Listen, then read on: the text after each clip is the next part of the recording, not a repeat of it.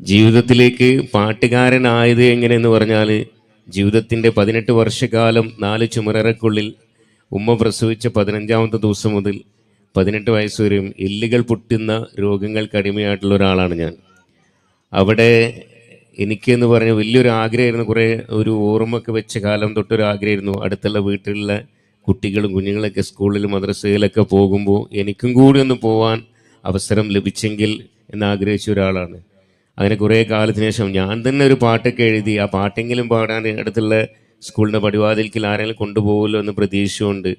കാരണം അവിടുത്തെ നിങ്ങളിന്ന് പഠിക്കുന്ന പോലെ ഒരു വിദ്യാലയത്തിൽ അത് കാണാനുള്ള ആകാംക്ഷ ആഗ്രഹങ്ങൾ കൊണ്ട് പാട്ട് പഠിച്ചൊരു വ്യക്തിയാണ് ഞാൻ.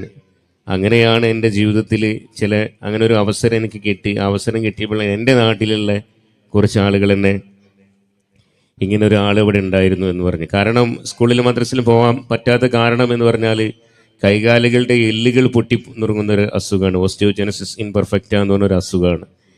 അപ്പോൾ ആരെങ്കിലുമൊക്കെ വന്ന് എൻ്റെ അടുത്ത് കളിക്കാനോ ചിരിക്കാനോ ഒക്കെ നിന്ന് കഴിഞ്ഞാൽ പെട്ടെന്ന് അവർ വല്ല ചാടി പിടിക്കലും എല്ലാം തുമ്മിയായി കഴിഞ്ഞാലും ഞാനൊന്നും എല്ലാം ഞെട്ടി കഴിഞ്ഞപ്പോൾ എല്ലുകൾ പൊട്ടിപ്പോകും. അതുകൊണ്ട് 18 വർഷക്കാലം വളരെ ദുരിതങ്ങളിൽ.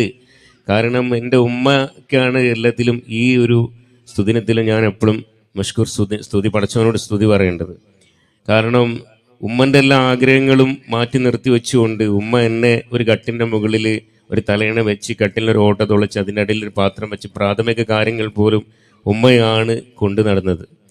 അങ്ങനെ ആ ഉമ്മയ്ക്കാണ് ഇതിൻ്റെ എല്ലാ രീതിയിലുള്ള എല്ലാതും. കാരണം ഉമ്മയുടെ തേട്ടങ്ങളാണ് എൻ്റെ വിജയം. ഇന്നിവിടെ പഠിക്കുന്ന കുട്ടികളുടെ 14 വയസ്സായൊരു മകൻ്റെ വാപ്പയും കൂടിയാണ്. 3 ആൺകുട്ടികളാണ്. നമുക്ക് നമ്മുടെ ജീവിതത്തിൽ നമ്മൾ ആഗ്രഹിച്ചതിലും അധികം അപ്പുറം എനിക്ക് ഒരുപാട് ഭാഗ്യങ്ങൾ ഉണ്ടായിട്ടുണ്ട്. വളരെയധികം സന്തോഷമുണ്ട് എൻ്റെ കുഞ്ഞുങ്ങളുടെ മുമ്പിൽ വന്നിട്ട്. ഒരു വിദ്യാഭ്യാസവും ഒരു അറിവൊന്നും ഇല്ലാത്ത എനിക്ക് ഇങ്ങനെ ഒരു വേദിയിൽ വന്നിരിക്കുക എന്ന് പറഞ്ഞാൽ സർവശക്തൻ തന്ന വലിയൊരു അനുഗ്രഹമാണ്. പിന്നെ ഒരുപാട് വേദനകളും പ്രയാസങ്ങൾക്കിടയിലൊക്കെ ആണ് ഞാൻ ഈ മേഖലയ്ക്ക് വന്നത്. നമ്മൾ ഇവിടെ വന്ന് പറയുന്നത് നമ്മളുടെ ജീവിതത്തിൽ നമുക്ക് കിട്ടിയ അവസരങ്ങളൊക്കെ കഴിവിൻ്റെ പരമാവധി മുതലെടുക്കുക. ആ അവസരങ്ങളിലൂടെ നമ്മൾ